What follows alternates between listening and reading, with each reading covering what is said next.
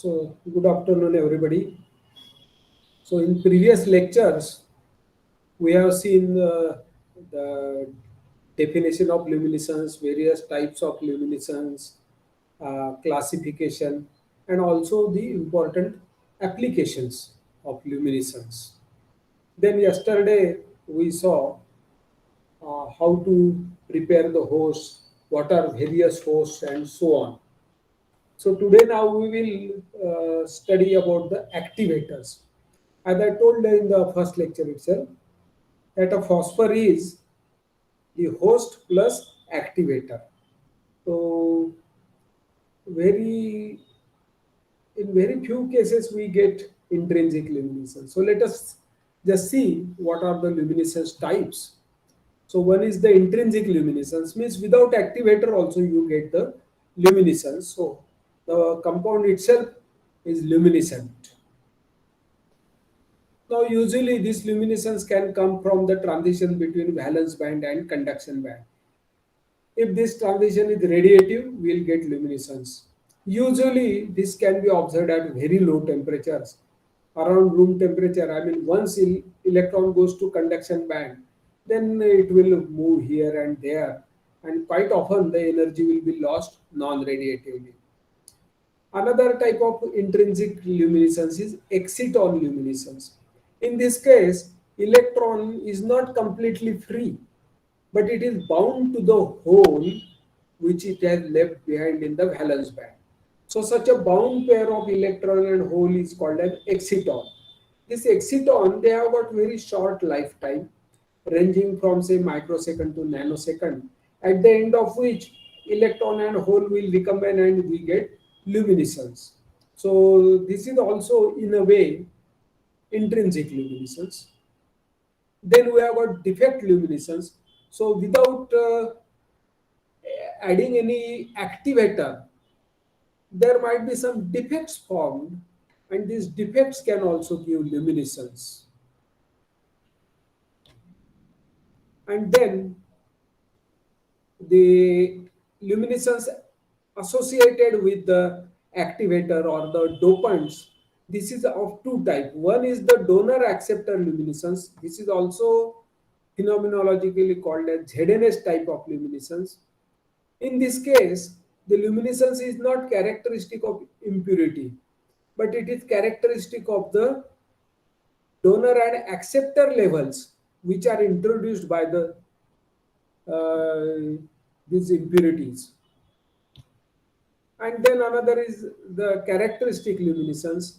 This is traditionally called as KCl-TL type luminescence. In this case, the luminescence is characteristic of the activator and to less extent of the host. Host only provides an environment conducive for the luminescence. So diagrammatically, we can show this donor acceptor ZNS type of luminescence. So we have got the donor level just below the conduction band and acceptor level just below the conduction band. So by absorption of light, what is happening is that the electron is going from conduction band to the rather valence band to the conduction band, and then leaving a hole behind. So we may have the recombination between the donor and acceptor. So whole electron recombination will take place, and this energy is emitted as the luminescence. The characteristic luminescence, in this case, when we introduce an activator in a crystal, then there are some energy levels of the, within the forbidden energy gap, and the luminescence is between the ground state and the various excited states of the same defect. So it is not a recombination luminescence, but these are the bound states, and the luminescence is observed when the electron from the excited state comes to the ground state. So in this case, excitation emission These are between localized states of the activator. Electron does not leave the parent activator ion. It doesn't go to conduction band. And there could be intermediate cases. These are two extreme cases. Now we'll see about the activators. What kind of activators are normally used? So these activators, these are called as the NS2 activators. Now by NS2 we mean, if we look at the periodic table, then we see that these type of gallium, indium, thallium, lead, bismuth. So bismuth 3 plus, lead 2 plus, thallium plus. Or we can have indium plus, Sn2 plus, or even Sb3 plus, or gallium plus. So these are called as the NS2 type of activators. This will become clear when we look at the energy electronic configuration of this. Then second type of activator, this comes from the 3D transition element. These elements. So Ti, V, Cr, Mn, Ep, Co, Ni, Cu, Zn. So scandium to zinc, this forms the 3D group. Now scandium, of course, it's only it doesn't give emission.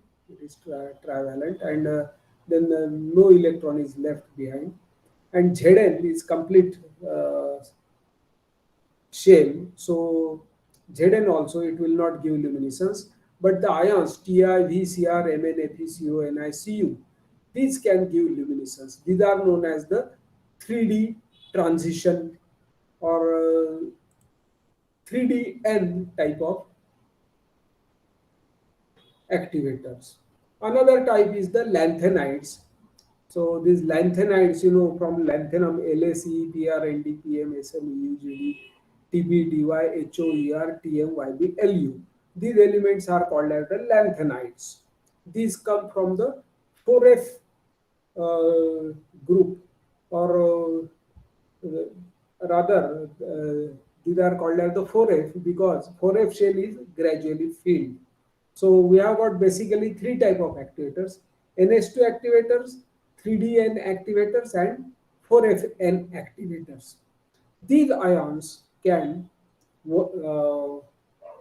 work as function as activators, and luminescence will be from these activators. So it is important to study what are the characteristic of these activators.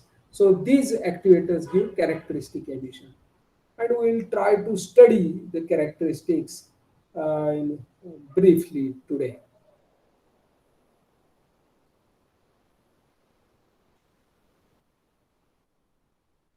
So NS2 activators, electronic configuration, last shell is S with two electrons. That's why this is called as the NS2 activator.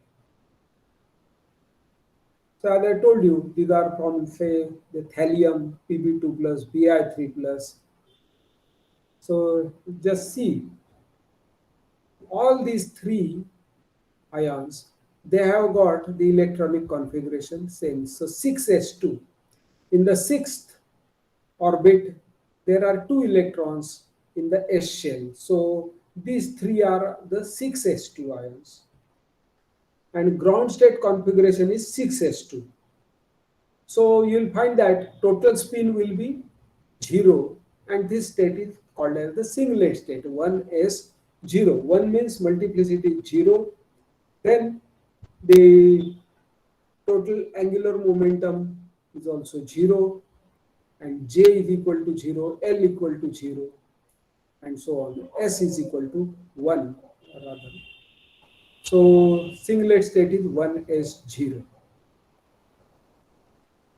So L is equal to 0, S is equal to 1, and J is also equal to 1.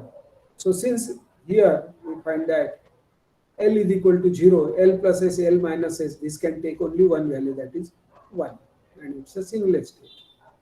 In the excited state, one of the electrons is raised from the S shell to the P shell. So configuration becomes 6s1 and 6p1.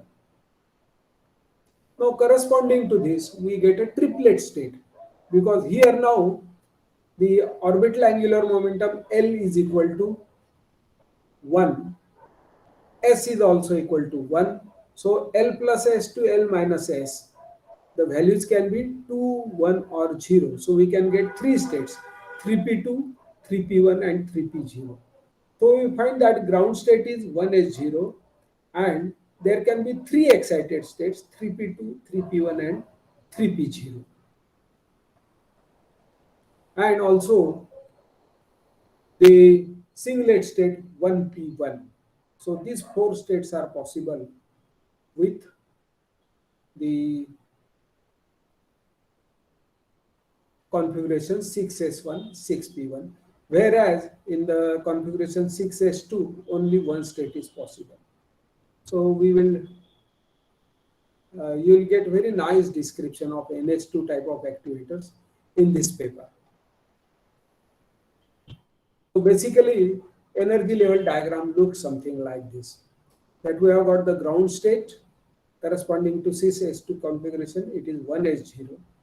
And then excited states are formed by the when one electron from S shell goes to P shell. So configurations become 6s 6p and then we get these four states.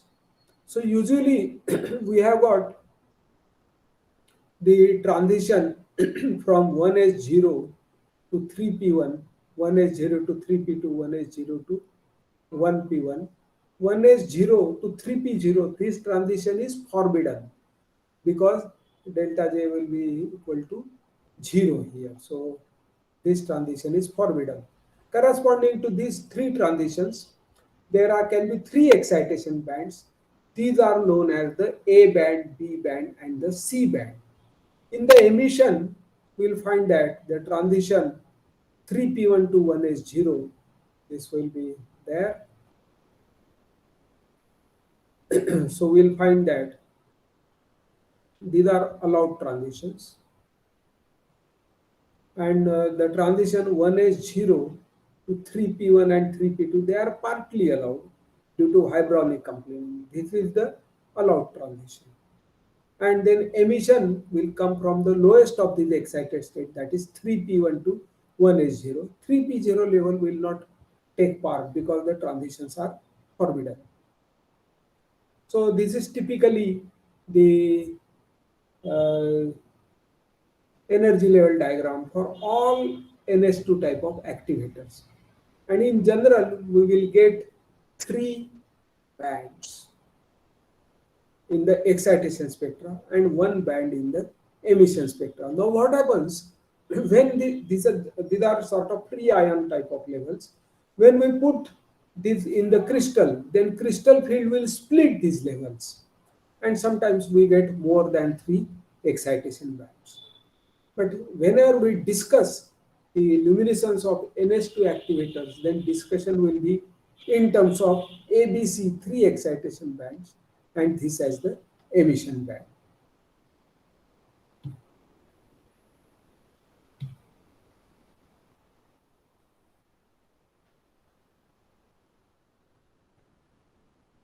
Then we come to 3DN type of activators with third row transition elements. These are the elements SCTI, VCR, MN, FECO, NICU, ZN. Now the characteristic of the transition elements is that there can be multiple valencies. For example, you can have titanium 2 plus 3 plus 4 plus, vanadium 3 plus 4 plus 5 plus 2 plus also, Cr also. Mn can exist in all valencies 1 and 7. With Fe 2 and 3 are commonly known.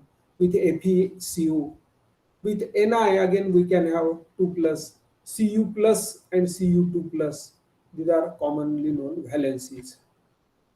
Now electronic configuration is something like this.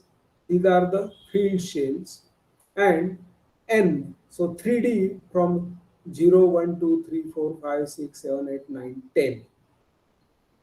So these electrons will be there in the 3D shell. These are the valencies I told you. Commonly observed valencies are this.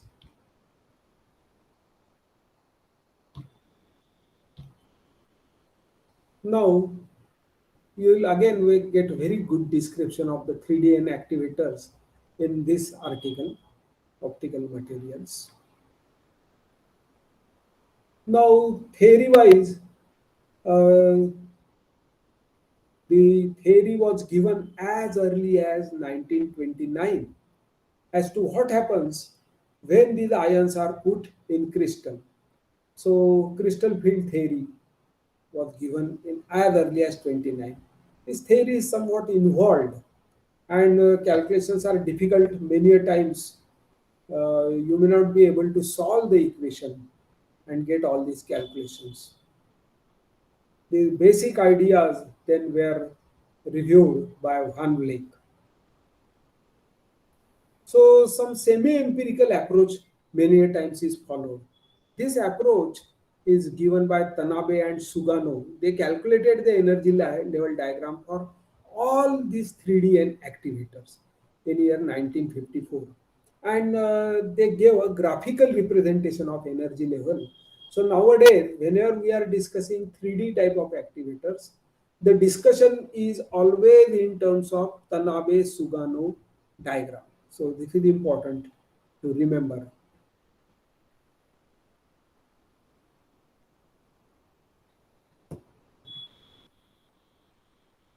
Now I will show you typical uh, energy levels. For example, if we take Mn4 plus ion, then these are the energy levels, free ion energy levels calculated. So we have got several terms. In fact, 7 terms are there. 4F is the ground term.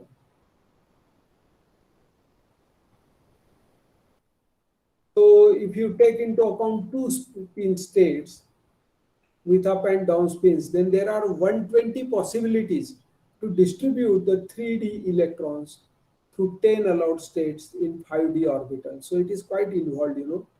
There are 120 permutation and combinations. Now, the free ion terms, there are 8 terms. 4F term is there, that is the ground term. Then we have got 4P, 2P, 2D, and so on. So each term is quite degenerate. So from group theory, there are some crystal field configurations calculated, and these energies are termed as 0, then 10 dq, 20 dq, 30 dq, where dq, this parameter, defines the crystal field. What is the strength of the crystal field? So the diagram of energies of electronic states of 3D system in crystal field with respect to the value 10 dq. This is called as the Tanabe-Sugano diagram. I will show you the typical diagram. And these energy levels are expressed as function of crystal field strength. So energy level depend on how much is the crystal field strength. This will vary from host to host. And then there are some semi-empirical type of parameters called as the Raka parameter. These can be obtained from experimental results. These can also be calculated from the quantum theory. These states are labeled by irreducible representation of the point group related to the symmetry of the crystal field. So if you want detailed calculation, then you have to resort to group theory. In octahedral field, the labels are A1G, A2G, EG, T1G, and T2G. So basically, 5 types of levels we find. These are A1G, A2G, EG, T1G, and T2G. So we have to remember that there are 5 types of levels. Generally, this 4A2G is the ground state. It is obtained from the ground state 4F of the free ion.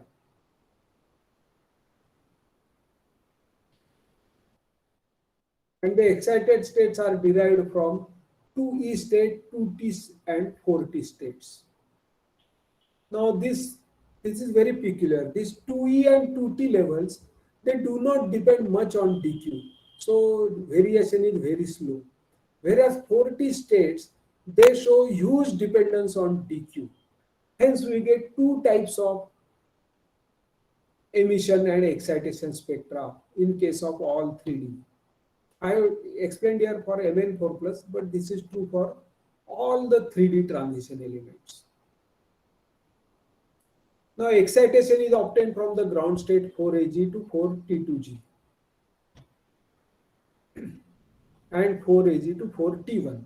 So usually we will get two excitation bands for ground state 4A2G to 4T2 and 4A2 to 4T1. Two excitation bands are very common. And there is a third excitation band 4A2 to 4T1. Usually this is at very high energies. So sometimes it goes beyond 250 nm, not accessible with the mercury vapor lamp. Emission, it depends on how much is the field strength. So if the crystal field is small, then the T state is lower than the EG state, and we'll get emission from the 4T2 state. Usually it is in form of a broadband. This is broadband, this is allowed transition, so it is fast decaying emission, and decay time is of the order of 10 to 100 microsecond. This is spin allowed transition. If the field is very high, then reverse is true. Then EG becomes lower state and T2G becomes higher state. In this case, then emission is from 2E state. Now this transition is rather forbidden, and we get emission in form of lines, and decay time is of the order of millisecond. We can understand this in terms of the Sugano-Tanabe diagram. So you know, on this side, these are the free ion levels. So this is ground state, this 1, 2, 3, 4, 5, 6, these are the excited states. These are free ion levels. Now when crystal, I mean the activator ion is put in the crystal field, then what happens?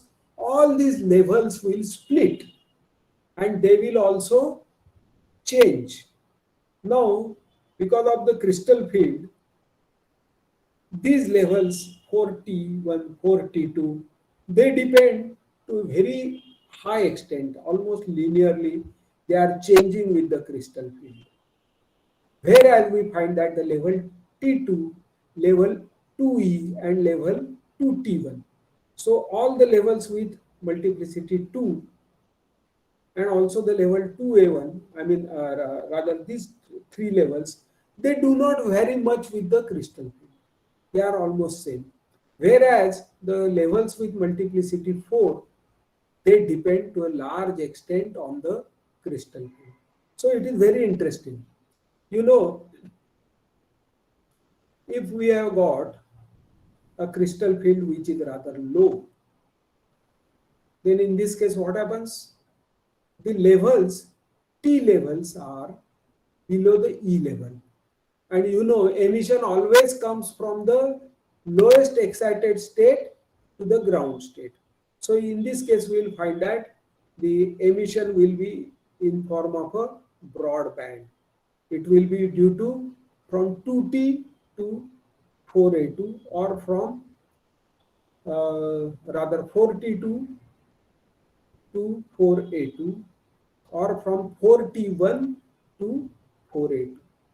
But if the crystal field is strong, then what happens? Here we find that the level 2E is below the level 2T2 and the level 4T1. So lowest excited state is now 2E. So for strong crystal field, emission is from 2E to 4A2. And in this case, the emission is in form of a sharp line. So what we have to remember is that in case of 3D transition elements, we can get two types of emission. One is broadband emission, another is the sharp line emission. Whenever crystal field is weak, we get broadband emission. Whenever crystal field is strong, we get sharp line emission.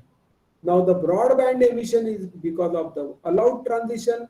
So its decay time is microsecond, whereas the sharp line emission is because of the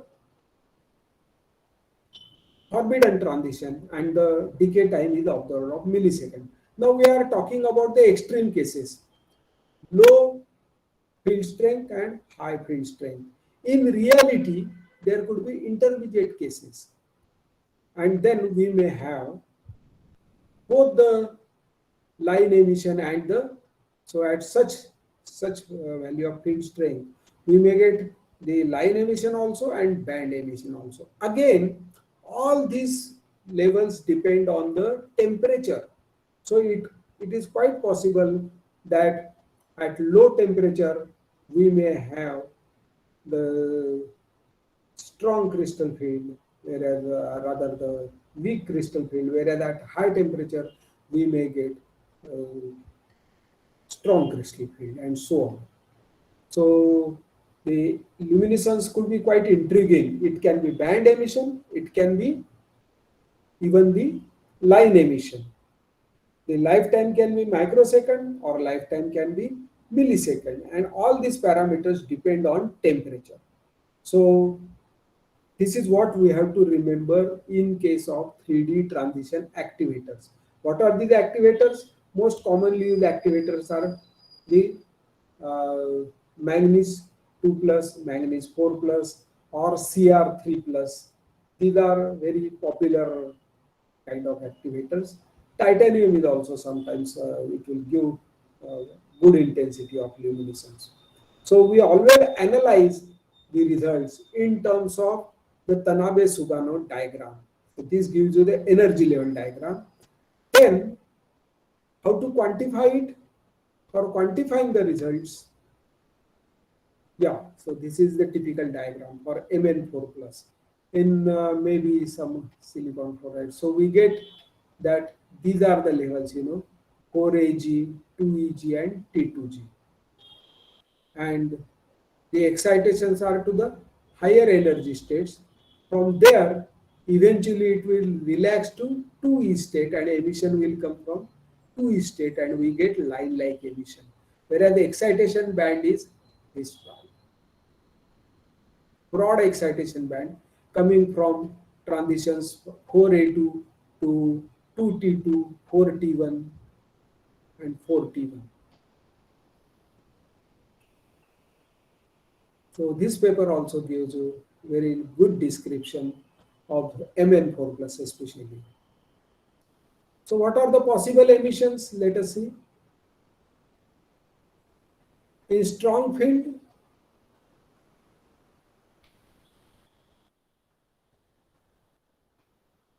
in weak field, we will find that this level 42 is below the level 2E. So in weak field, we will get a broadband emission. Now by weak, what we mean? That the dq upon b is less than 2.4. Whereas in strong field, situation is reverse. This level 2Eg is below the level 4T2G, and we get line emission from 2Eg to 4T2G. Now this is typical example of say Mn4 plus. Similar examples you will find for Cr3 plus, Mn2 plus, and all of the 3D transition activators. So similar to Mn4 plus, we have got V2 plus, vanadium 2 plus, Cr3 plus, or Fe5 plus. Now vanadium 2 plus is a weak field because there are only two electrons, so electrostatic interaction is rather weak, and we always mostly get band emission for vanadium 2 plus. For Cr3 plus, it depends on host. So it is intermediate case. We will find that for a strong field, we will get line emission. For weak field, we will get band emission. Mn4 plus and Fe5 plus, they are always strong field. Why? Because number of electrons, 4 electrons are there. So electrostatic field is very high. Fe5 plus also. So this is always mostly most cases it is strong field due to high charge. These are 4 charge, this is 5 charge, and in most cases we will obtain line emission. Now we can in fact calculate the energy levels, right? See, this diagram we have given qualitatively. We have not calculated these levels. Or even this diagram, we have not calculated. This is qualitative. How to calculate these energy levels? Then calculations can be done by what are known as the Raka parameters. So the Raka parameters are in terms of the exchange integrals. So Raka parameters A, B, and C, they are defined in terms of this integral. F is this integral. So this Raka parameters, this is the bridge between the quantum mechanical theory and the phenomenological Tanabe-Sugano diagrams. So how to construct Tanabe-Sugano diagrams? From theory, you can calculate these integrals and then you can construct all the energy levels. Or if you study the phenomena of luminescence, then from experimental data, you can again calculate the parameters A, B, C. These are called as the Raka parameters. So these integrals are related to the Slater integrals. So theory-wise, the Raka parameters are related to the Slater integrals. From experimental side, they are related to the excitation band and the emission bands. Now parameter A is not important because it is overall shift of all the terms. So it does not change from host to host. Only parameter B and parameter C, they change. They depend on the host. So I had told you about the energy levels, isn't it? That there are 7 type of energy levels. Now all these energy levels, 4F is always the ground state. Then various energy levels are obtainable in terms of the Raka parameters. So if you have calculated the Slater integrals, then you can calculate from theory all the energy levels. And you can construct the energy level diagram. So that is the importance of Raka parameters. So theory wise we go like this. Now if you do not have theory but you have got experiment, so this is a typical excitation and emission spectra. So we know that this is line emission. So this will correspond to the transition from 2Eg to 4A2G. So this energy is 2Eg from the ground state. Then the excitation band. So various excitation bands. This we know from experiment. So the band at the longest wavelength, this correspond to energy level 4T2G. Then you will get 2T2G.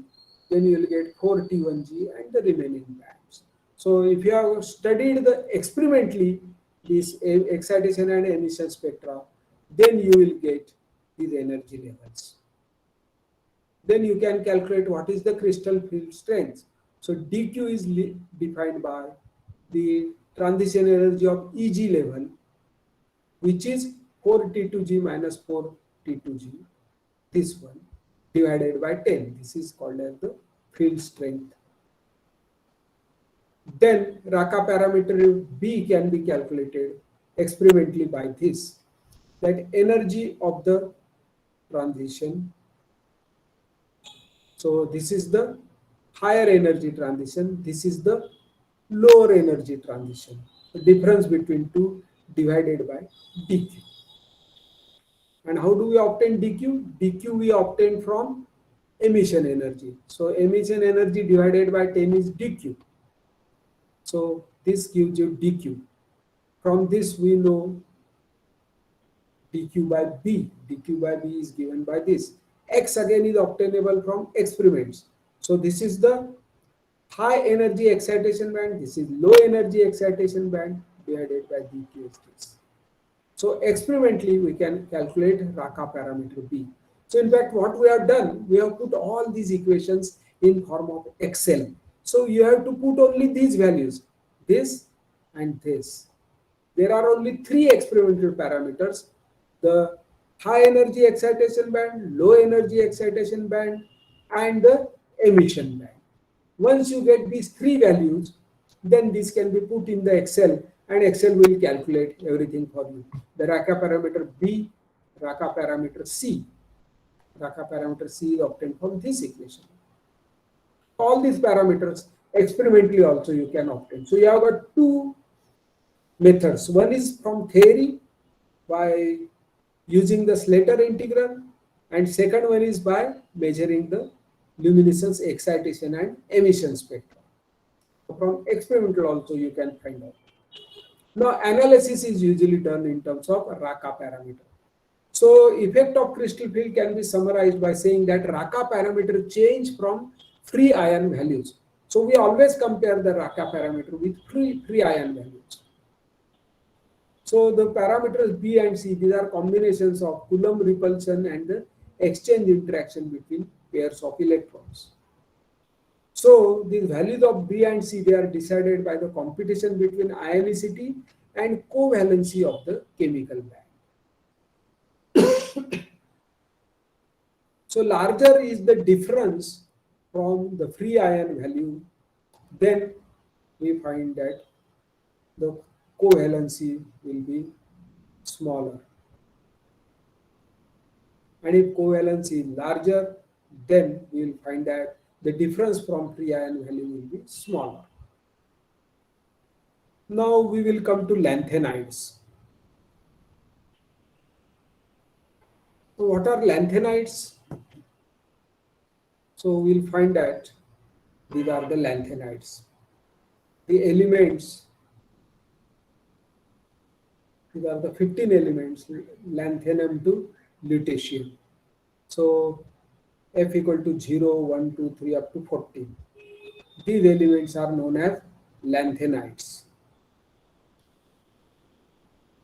Now this is the electronic configuration. So these are all field shells. All the blue written, these are field shells. And then 5d1 and 6,2, these are the valence electron. So if you have a trivalent, valency 3 is most common. So if trivalent lanthanide ions, these three electrons be used for forming the bonds, ionic bonds. And then this 4f shell is only partly filled. So this gives rise to many interesting properties, including the magnetic properties. And interestingly, this 4f shell is deeper and this is surrounded by outer shell 5s2 and 5p6. So that these electrons are shielded from the crystal field.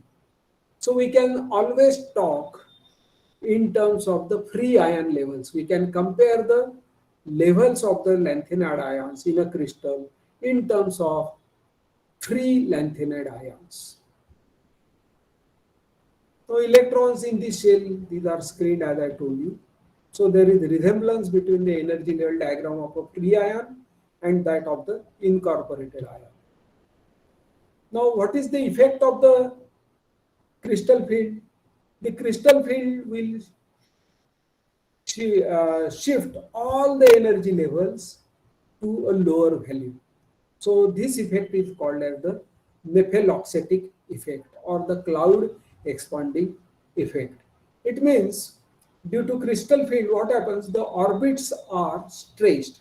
The orbitals are no longer in fact the free ion shape like say spherical or the dumbbell shape and so on, but orbitals are expanded and they may even overlap other orbitals.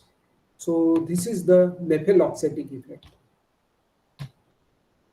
So if we look at the rare earth ions, they are usually trivalent.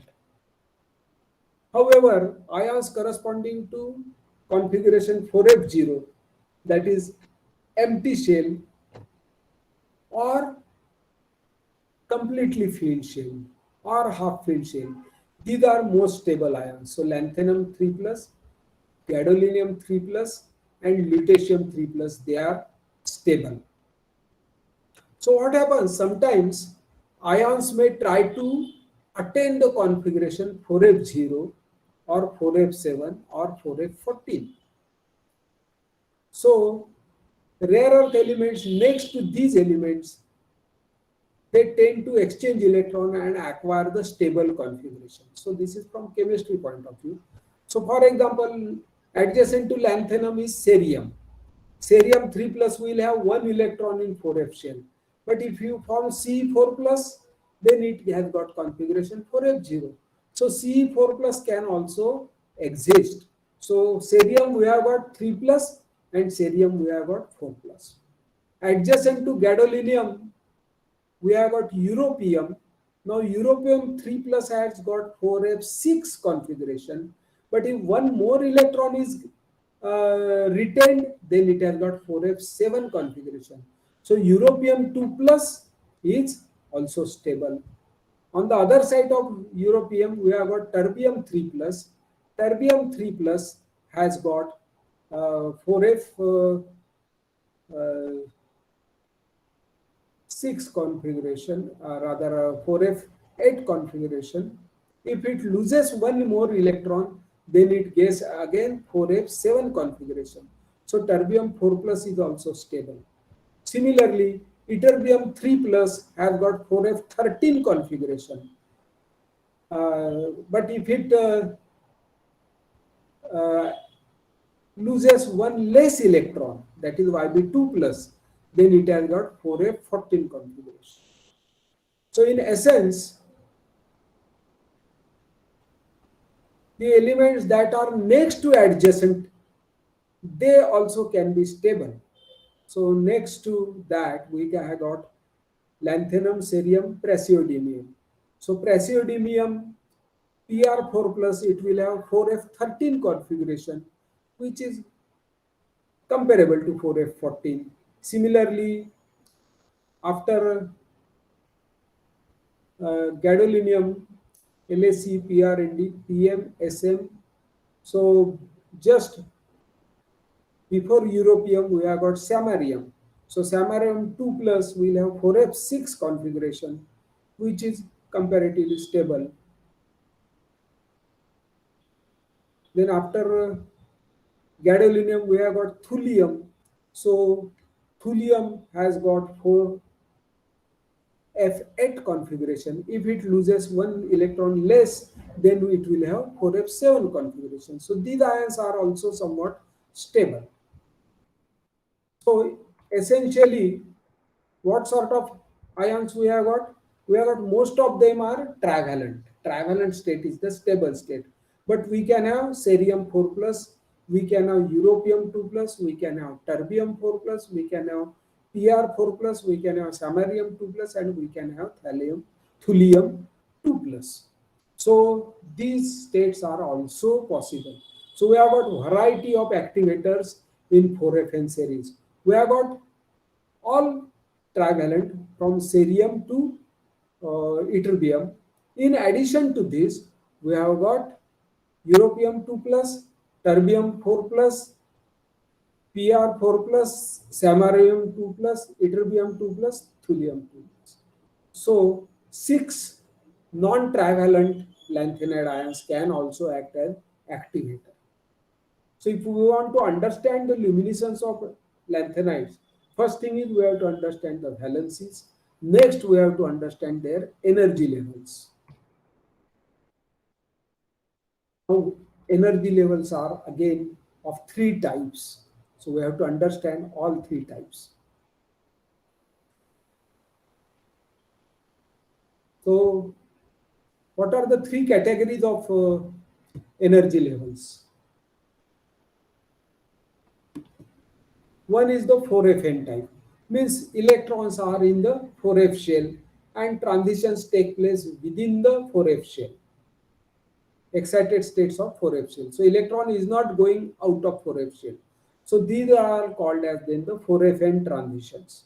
4FN, 4FN transitions are also abbreviated as FF transitions. Another type of transition is electron goes. One electron is promoted from F shell to D shell. So transition is from 4FN to 4FN minus 1 5D. Or these are also abbreviated as FD transitions. And third type of transition is known as transfer transition, or this is also called as ligand to metal charge transfer transition. So electron, when bond is formed, then electron from the lanthanide is donated to the surrounding ion, say oxygen or chlorine and so on. So we call it as a ligand ion. Now, by absorbing light, this electron will be coming back to the lanthanide. This is called as the charge transfer transition. Each of these transition has got, certain characteristics, and we have to understand these characteristics. So if we want to understand luminescence of these activators, then we have to understand three type of energy levels: 4FN level, that is FF transitions, FD transition, and charge transfer transitions. Now discrete FF transitions. So except for cerium and YB3 plus, the number of transitions is very, very large. So that complicates the matter. For example, for gadolinium 3 plus, there are as many as 327 energy levels of 4F configuration. Then, when this is for free ion, when this ion is put in crystal, then there will be crystal field splitting, and each level will be split into number of levels. So large number of levels are there. So here I have tabulated how many number of levels are there. So for cerium only 2, PR 20, neodymium 107 level, this promethium 386. For terbium there are as many as 3106 energy levels. So you can imagine how much complicated the energy level diagram can be. So fortunately, lots of scientists in fact have studied these energy levels earlier. So we have got a lot of information available to us, and we will have general characteristics of all these lanthanides. We know that. Let us now talk about the 4FN levels or 4FN transitions. So electrons in 4FN shell are, these are screened by outer shell electrons. So we always make a basis, a starting point as the free ion energy levels. So there is resemblance to free ion energy level. Usually all the terms are shifted to lower wave numbers. This is called as the Nefeloxetic effect.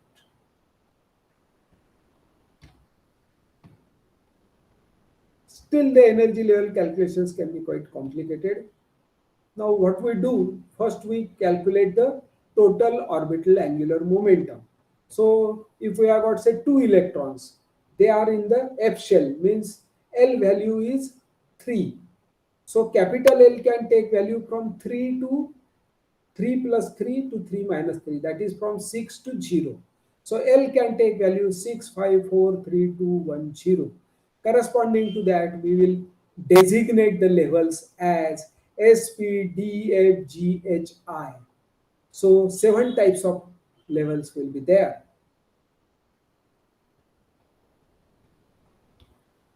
Then the spin. Spin again can be there. Spin can be from S1 plus S2 to S1 minus S2.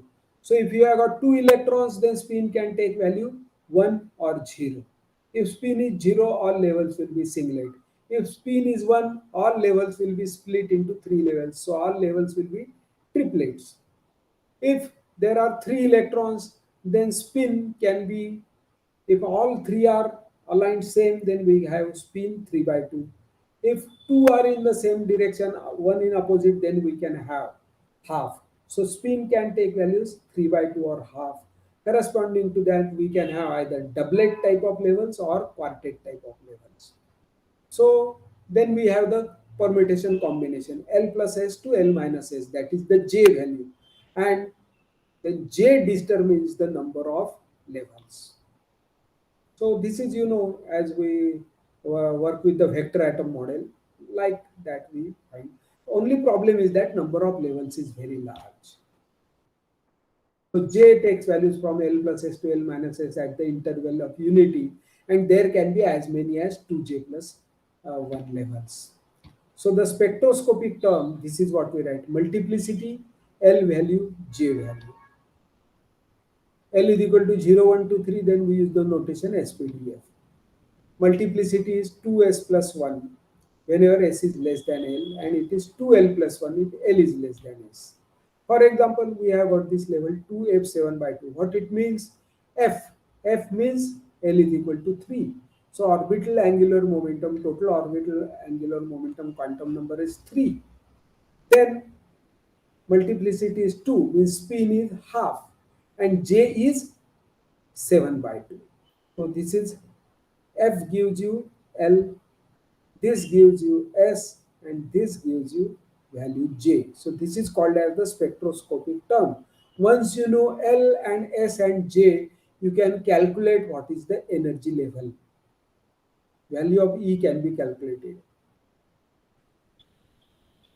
However, all levels are not possible. Multiplicity is restricted by Pauli's exclusion principle, that all quantum numbers cannot be same. So one number at least has to be different. So the characteristic of the 4F shell is that all the transitions within 4F shells, they are strictly forbidden. So in case of atom, we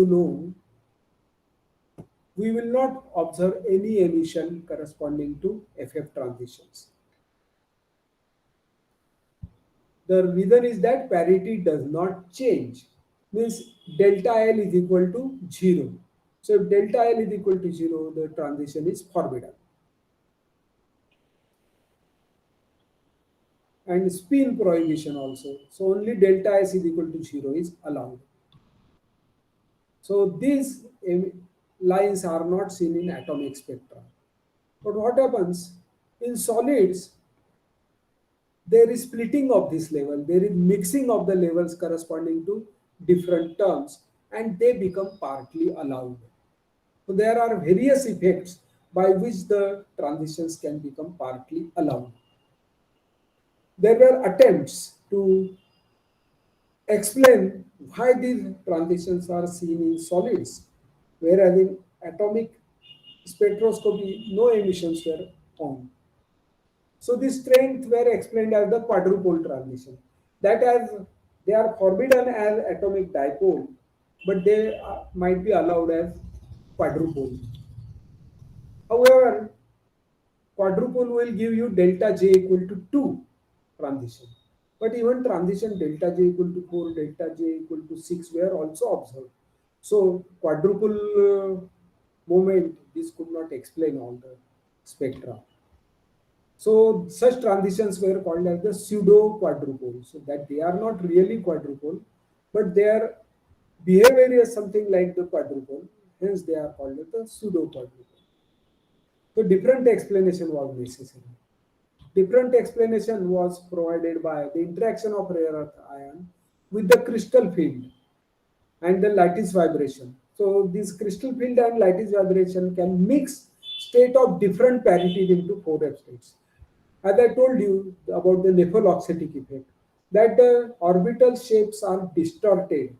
So 4F shell is not, say, purely a 4F shell, but d orbital will penetrate into it. So it is wrong to say that electron is entirely in 4F shell, but it may spend some time in the d shell or in the s shell and the p shell and so on and so forth. So the mixing of the states can make the transitions partly allowed.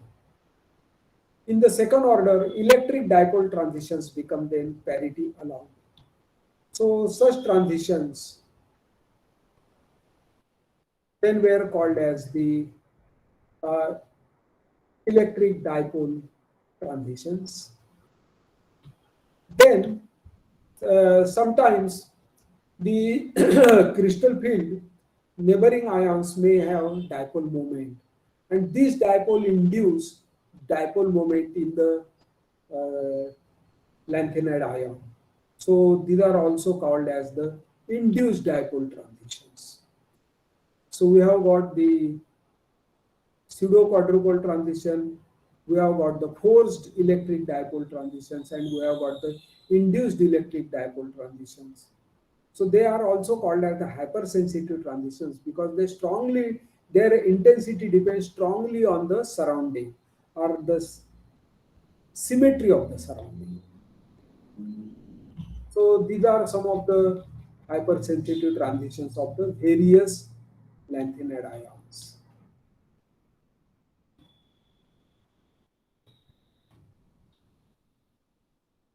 Now the transitions which are not allowed as electric dipole, they may be allowed as the magnetic dipole. So magnetic dipole transitions obey the selection rules. Delta L equal to 0, delta S equal to 0, and delta J is less than equal to 1. 0 to 0 is excluded. So spin orbit coupling then weakens the selection rule on delta L and delta S. So essentially, FF transitions are strictly forbidden in atomic spectroscopy, but in solids they can be allowed because of the forced electric dipole transition or the pseudo quadrupole transition, or these are induced dipole transition known as hypersensitive transition or magnetic dipole transitions, or because due to hybronic transitions, that is coupling between the phonons and the electrons. So hybronic transitions have also been studied, and these are observed for a variety of lanthanides. So this is in summary the transitions within the 4F shell or the FF transitions. Now we come to the broad energy bands. So what are these broad energy bands? And when the electron leaves the 4F shell, so 4F shell, the L is equal to 3 for each electron, right? When electron goes from L shell to the D shell, then the value of L becomes 2. So delta L changes, right? One of the electron is changing L from 3 to 2. So we find that delta L is equal to 1 and transition becomes allowed. So such transitions can be allowed, they can be observed with high strength, intensity can be quite high. Then another type of transition is the charge transfer transition, which I have explained earlier, that electron is coming back from the ligand onto the lanthanide ion. So promotion of electron from one of the surrounding ions to the 4F orbit of the central ion. This charge transfer state is also written as 4Fn to 2p minus 1. This electron has come back. So let us now see the characteristic of FD transitions first. What are the FD transitions? They consist of strong bands corresponding to components of the 5D orbitals split in the crystal field. So the spectra are similar when the ions are embedded in the same type of host. So chemically, if you have got similar type of host, then their spectra will be similar.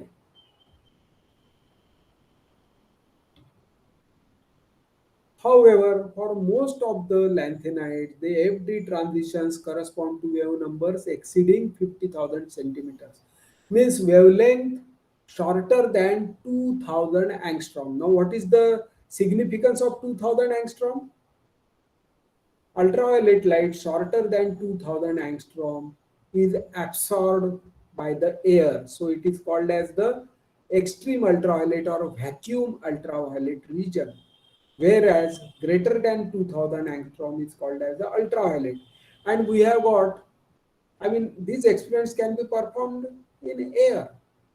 Whereas if you want to perform experiments with VUV or the wavelength shorter than 2000 angstrom, then entire thing must be in the vacuum. So the experimental setup becomes complicated, and hence many a times such transitions are not relevant for our study because they are not commonly easily accessible. So we'll see later on that these FD transitions, they are important for cerium, terbium, praseodymium, and europium 2 plus.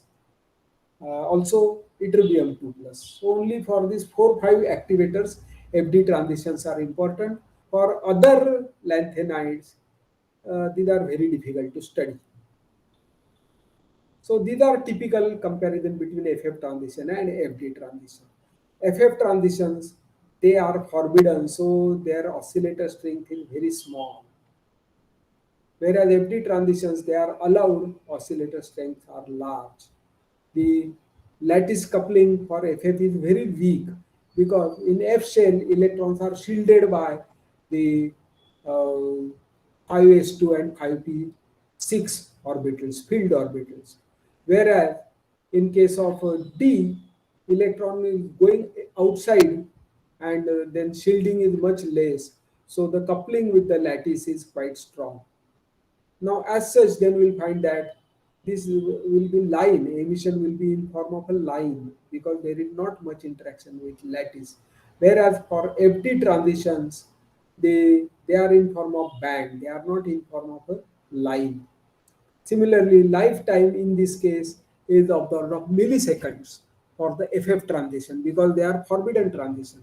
Whereas lifetime is nanosecond to microsecond in case of FD transitions because these transitions are allowed. So these are typically, this is how the luminescence characteristic, the intensity, the interaction with lattice, and the lifetime will be affected, and also the temperature dependence. Once it coupling with lattice is strong, temperature dependence will also be strong. Then we will have a look at the charge transfer band. So what are the charge transfer band? As I explained, they depend on the ligand ion and the lanthanide ion. So their energy decreases with the electronegativity of the ligand ion. For tetravalent ions, often the absorption is visible lesion due to charge transfer bands. Then, for europium 3 plus, these CT bands, they provide very strong excitation, and FF excitation, they are forbidden, so they are quite weak. So, for if you are looking at the luminescence of europium, then charge transfer band become very important in the excitation. There is no emission coming from the charge transfer band. So emission is FF, but the excitation is in terms of charge transfer band. So no other lanthanide ion is investigated as much as the europium for the charge transfer band. Now, in addition to that, there can be also luminescence caused by the energy transfer. So, a lanthanide ion, for example, dysprosium, this might be luminescence will be very weak because there are FF transitions. FD transitions are at wavelengths shorter than 2000 angstrom, so no possibility of that. Charge transfer transition, they are also shorter than 2000 angstrom, so no strong excitation is possible. But still luminescence can be observed if energy is transferred by something. So by such ions are called as the sensitizer. If sensitizer ion absorbs the light, gives it to dysprosium, then we can observe the emission of dysprosium. So the one of the processes of observing the luminescence is the energy transfer. So another lanthanide ion or another ion, for example, NH2 ion like bismuth or lead will absorb the energy. Then it will transfer the absorbed energy to another lanthanide ion, and we may observe emission of the lanthanide ion.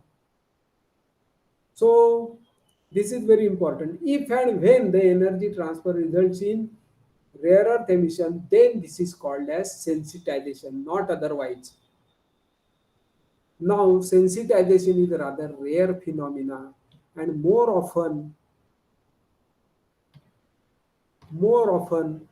there is quenching of the luminescence and not the sensitization. So, energy transfer reducing the emission is more common phenomena, and sensitization is less frequent phenomena. This we have to remember. In fact, the concentration quenching of rare earth emission most often takes place through energy transfer. You know that as we go on increasing the concentration of the activator, the emission intensity goes on increasing. And we may expect that this should go on increasing indefinitely, but this doesn't happen. What happens beyond a certain concentration, two activator ions come close to each other and their energy levels are identical. So what will happen? The energy of the of one ion is in resonance with the energy of the other ion. So it will, instead of emitting, it comes to ground state by giving energy to the neighboring ion. This way, energy goes on hopping from one ion to the other ion and it is not emitted. So if this is ultimately reaching some non-radiative side, then the intensity will decrease. So due to energy transfer, we'll find that the lifetime will change, and secondly, the intensity of emission will decrease. The concentration quenching can also take place through cross relaxation, means for same type of ion. So it's not a different ion, but to same ion, and between the excited states, between different pairs of the states, the energy transfer will take place. So let us remember what we have learned today. That strong excitations are, FD excitations are strong. Remember here, 4FN is not the spectroscopic term, but 4FN tells you about the electronic configuration. It tells you electron is in the fourth orbit, and nth orbital. So this tells you about the position of the electron, not the energy of the electron. Whereas the spectroscopic term that tells you about the energy of the electron. Then the strong excitation is the charge transfer excitation, that is also a strong excitation.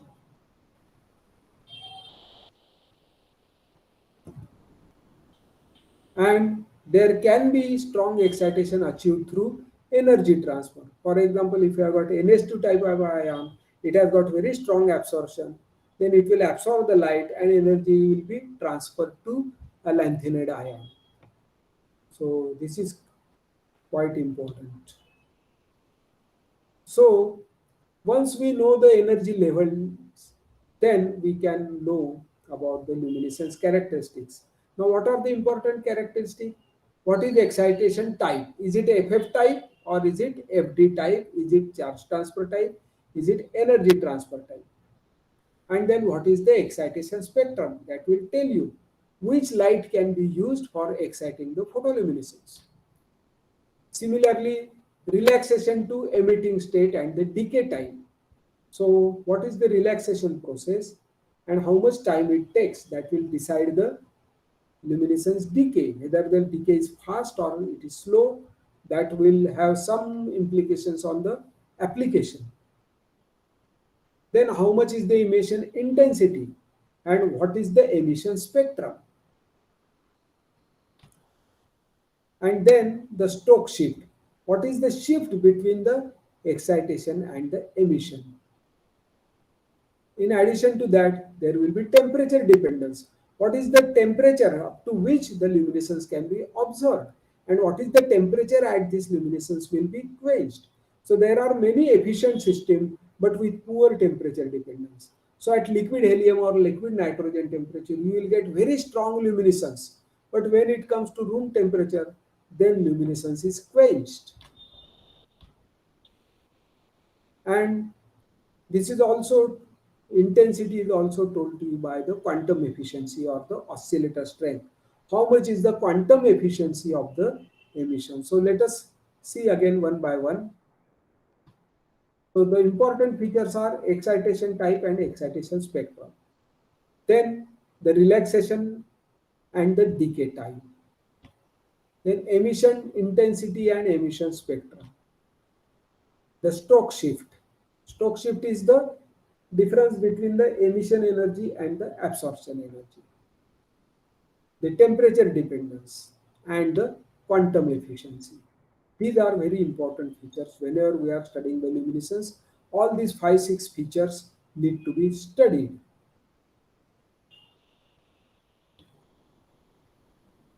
And then what are the transition rates when we are studying the transition from ground state to excited state, how fast or how slow it is. This is especially important for lasers. For lasers, the population inversion has to be achieved. Now it depends on the transition rates and the lifetime of various excited states.